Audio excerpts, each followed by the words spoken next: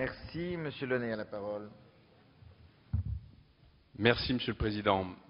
Dans cet article, nous doublons le taux de la taxe créée par la première loi de finances rectificative de l'année 2012 et qui doit entrer en vigueur au 1er août.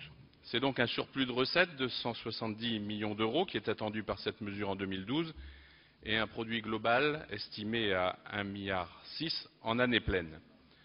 Nous ne sommes pas là dans une réelle mise à contribution du secteur financier à l'effort de redressement de nos finances publiques, mais bien plus dans une simple remise à jour de l'ancien impôt sur les opérations de bourse. Car il faut rappeler que la marche vers une véritable taxe européenne sur les transactions financières est longue et sera peut-être encore longue, et que nous n'en sommes ici que dans des aménagements techniques et financiers des prémices.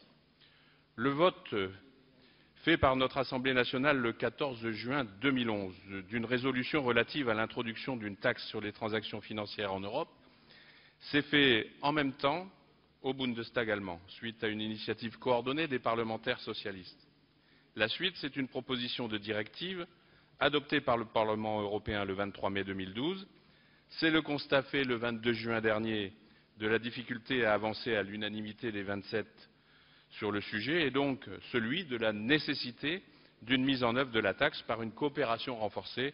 Le président de la République l'a rappelé lors du Conseil européen des 28 et 29 juin dernier.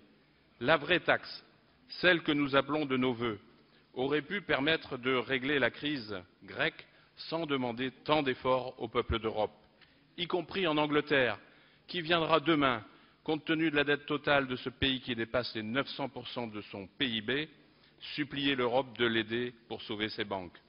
Nos efforts conjoints, mes chers collègues, devraient donc tendre, à mon sens, à faire comprendre aux Anglais que l'intérêt de tous, c'est la solidarité, en l'espèce mettre en place une véritable taxe Tobin et pas seulement au niveau de la zone euro.